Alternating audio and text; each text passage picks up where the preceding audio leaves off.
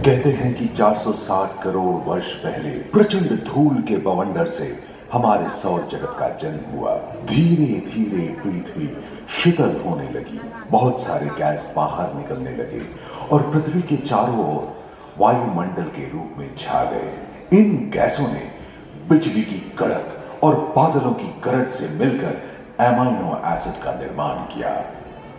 प्राय 350 करोड़ वर्ष पहले प्रथम एक कोशिकीय जीव की रचना हुई। लगभग 280 करोड़ वर्ष पहले स्टोमेटोलाइट ने प्रकाश संश्लेषण के द्वारा वायुमंडल में ऑक्सीजन को रोक दिया। वायुमंडल में ऑक्सीजन के स्तर में निरंतर वृद्धि से 120 करोड़ वर्ष पहले एक से अधिक न्यूक्लियस वाले बहुकोशिकीय जीव का जन्म हुआ। इस क्रमिक विकास से ही प्लैटफॉर्म, जेलीफिश, स्टारफिश, नॉटिलॉइड से सागर में सागर के किनारे वाले अंचल में पौधे लहराने लगे। बहुत तेजी से विभिन्न प्रजातियों की कई मछलियां विकसित हुई। यहाँ जो विशाल मछली दिख रही है उसका नाम है डार्किलोस्टस।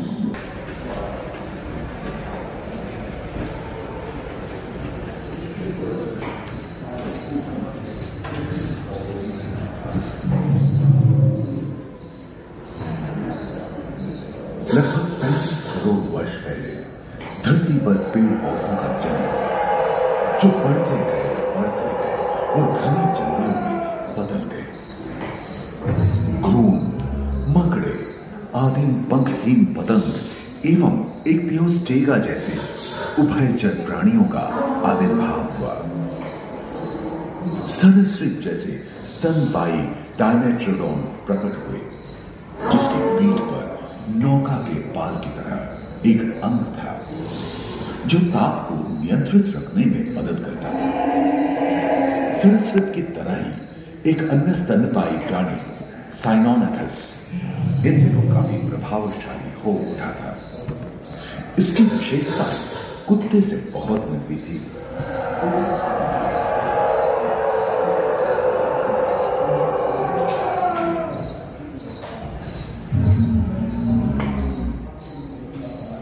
प्राय 1 मीटर तक पंख फैलाने में सक्षम डांस जैसा ड्रैगन फ्लाई, साथ ही तिलचिट्टे, बीटल एवं बिच्छू पृथ्वी के चारों ओर फैल गए थे। धरती में पाए जाने वाले अधिकांश कोयले ही कार्बोनिफेरस युग के मृत पौधे से उत्पन्न हुए थे, जो कि धरती के अंदर दब गए थे। उन दिनों पृथ्वी के 1/3 हिस्से में एकमात्र महादेश था जिसे पैंजिया कहा जाता था। जलवायु गर्म रहती थी। भूभाग पर प्रागैतिहासिक सरीसृपों का ही शासन था, जिन्होंने शुष्क जलवायु के साथ खुद को ढाल दिया था।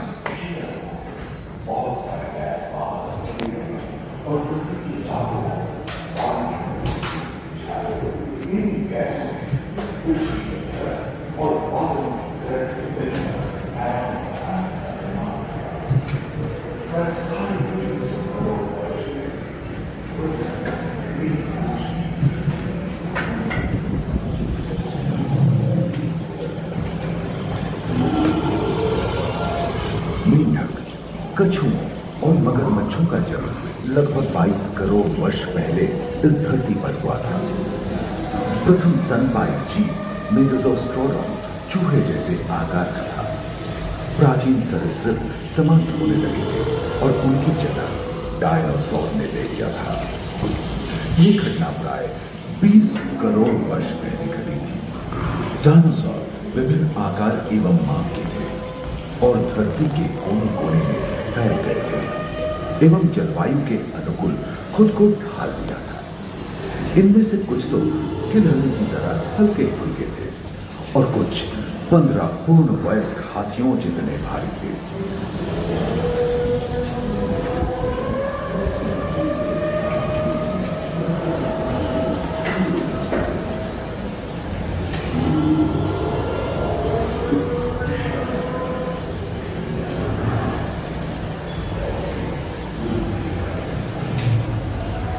कुछ 4 पैरों से चलते थे तो सियालोफाइसिस 2 पैर वाले डायनासोर थे।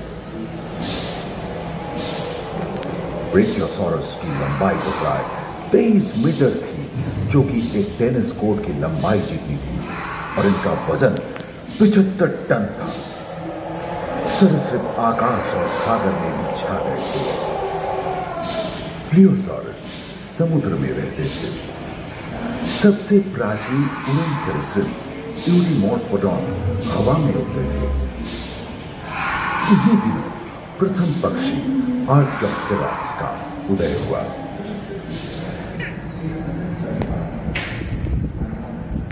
अगले 10 करोड़ वर्षों तक, यानी जुरासिक के अंतिम चरण से क्रेटेशियस युग का प्रथम चरण तक डायनासोर के लिए स्वर्णिम युग रहा।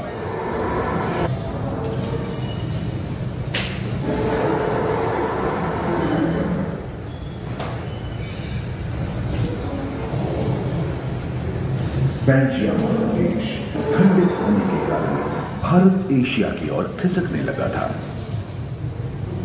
महादेशीय प्लेटों में हलचल होने से ज्वालामुखी के रूप में लावा निकलने लगी थी।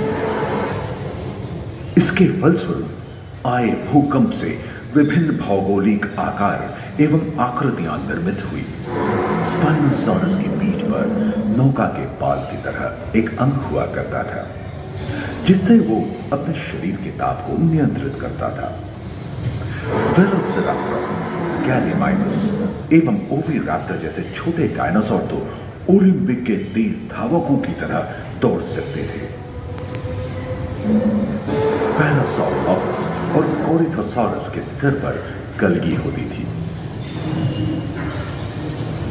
करीबन 5 मीटर लंबे पंख वाले टेरोनोडॉन उड़ने एवं फिसलने में माहिर थे। सुनने में विचित्र लगे, पर अधिकांश डायनासोर जैसे कि ट्राइसेराटोप्स और एंकिलोसॉरस शाकाहारी थे। लॉरेसिया और गोंडवाना नाम के 2 भूखंड महादेश में रूपांतरित हुए एवं समुद्री गर्भ के कठोर आवरण में रॉकीज एवं अन्य पर्वत श्रेणियां निर्मित हुई।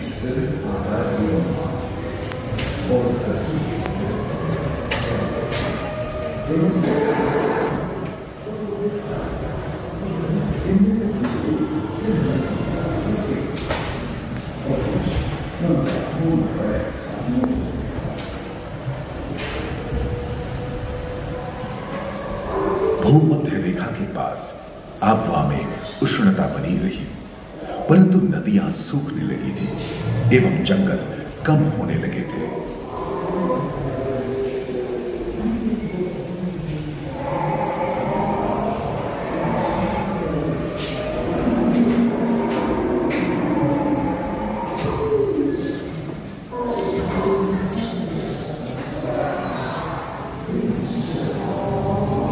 एकांत महादेश में जीव जंतुओं का विकास स्वतंत्र रूप से शुरू हुआ। सबसे पहले पुष्प वाले पौधे धरती पर विकसित हुए एवं परागण के लिए कीट पतंगों के साथ संपर्क स्थापित हुआ। वे तेजी से धरती पर बढ़ने लगे। इसी समय पहली बार धरती पर सांपों का जन्म हुआ।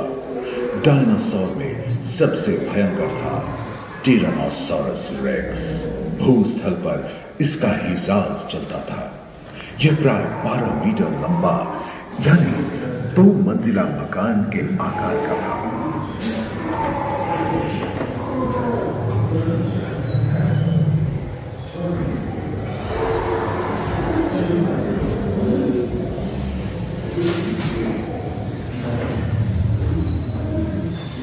इनके हमले से बचने के लिए शाकाहारी एंकिलोसॉरस अपनी पूंछ के मुद्गर का इस्तेमाल करते थे। सभी डायनासोर प्राय 6.5 करोड़ वर्ष पहले ही विलुप्त हो चुके थे। आगे क्यों?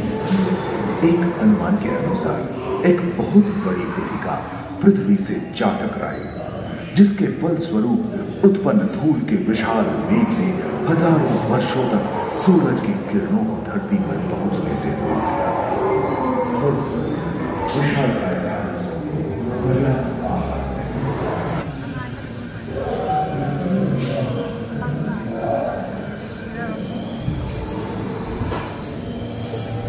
डायनासोर के विलुप्त होने के बाद भूस्थल पर स्तनपायी प्राणियों का आधिपत्य शुरू हुआ।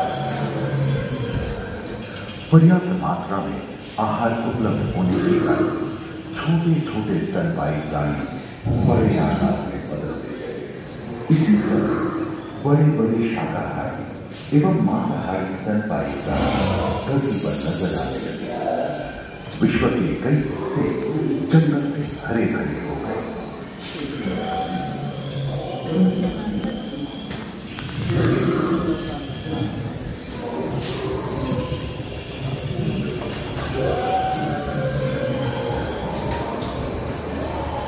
हाथी के पूर्वज डायनोथेरियन और घोड़े के पूर्वज यह हिप्पस की उत्पत्ति हुई, जो आज के हाथी और घोड़े में डियर जैसे प्राइमेट भी इसी युग में पैदा हुए। खोखली अस्थियों वाले आज के दिनों के पक्षी इन्हीं दिनों जन्मे थे।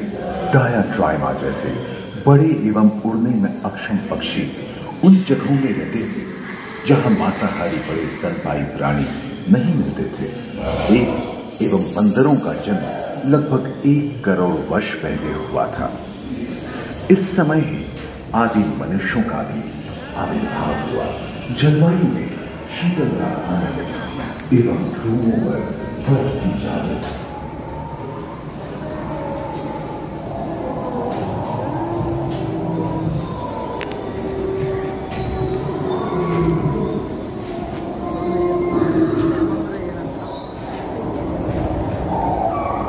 पृथ्वी के लंबे इतिहास में झांके तो ऐसे कई मौके रहे हैं जब उत्तरी गोलार्ध के अधिकांश हिस्से बर्फ की चादरों से ढक गए थे, जो आइस एज के नाम से जाना जाता है। हम आज ऐसे ही एक आइस एज में रह रहे हैं जो 20 लाख वर्ष पहले शुरू हुआ था। रोएदार गेंडे, रोएदार स्तनपायी और कस्तूरी गायों ने अपने शरीर के रोमों की सहायता से शीतल जलवायु के साथ तालमेल बैठा लिया था।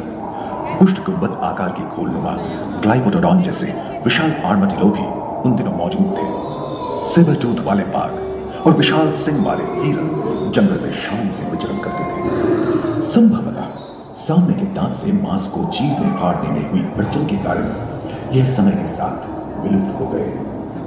वहीं दानव आकार के हिरन हिंसक जानवरों से बचने के लिए तेजी से नहीं भाग सकते थे। फलस्वरूप वे भी ओझल होने गए।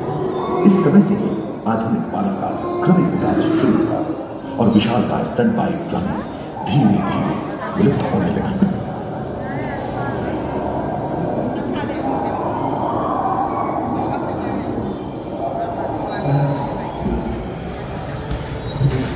उम्मीद है कि आपको इस सफर में मजा आया होगा।